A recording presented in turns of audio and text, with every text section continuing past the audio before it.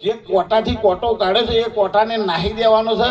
ઘેર લઈ જઈને કૃષ્ણ ભગવાનની મૂર્તિ આગળ પૂજામ નહીં મૂકવાનો. એમ જે દાડો તમને જ્ઞાન આ વસ્તુ સમજાય છે એ દાડો જ્ઞાને જશે ને અજ્ઞાને જશે. અરે બધી વસ્તુ કે હું છું, જૂઠે હું છું. લ્યો અજ્ઞાને કે હું છું, જૂઠે હું છું, અજ્ઞાને હું છું, સત્ય હું છું ને અસત્ય હું છું. તમે જે બાજુ જઈને ઉભા રહેજો બોલો, બધું હું જ છું. મારા સિવાય બીજું કશું નહીં, પરમાત્મા સિવાય કશું નહીં. પણ આપણને એક આભાસ થઈ ગયો છે અને એ આભાસ કેવો થયો છે એ હું તમને કહું.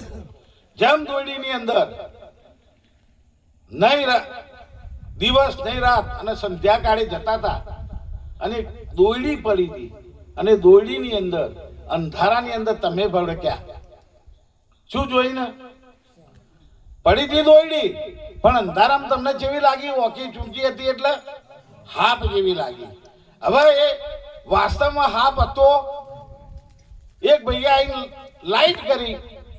હવે જે હાપ હતો એ જતો રહ્યો, એને દોરડાનું જ્ઞાન થઈ ગયું.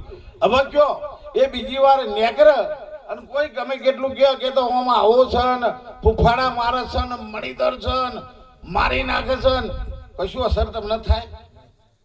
કેમ? તમને ખબર પડી જાય કે આ દોરડું જ છે.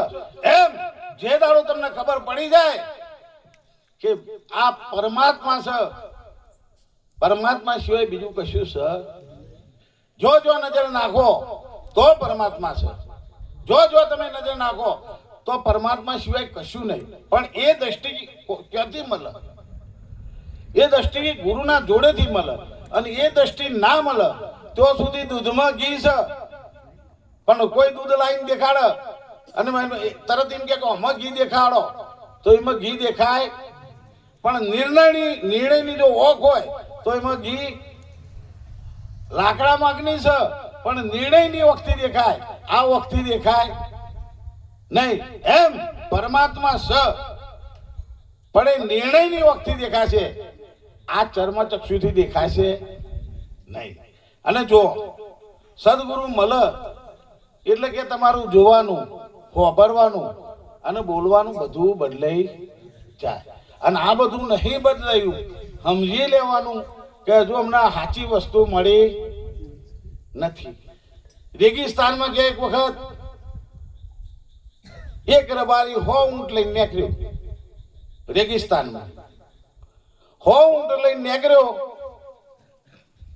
99 ઊંટના અને રાત પડી ગઈ, 99 ઊંટને બોધ દીધો દોરડાથી અને એક ઊંટ બોધવાનું રહી ગયું. નાના દોરડું અને ખીલો ખૂટ્યું.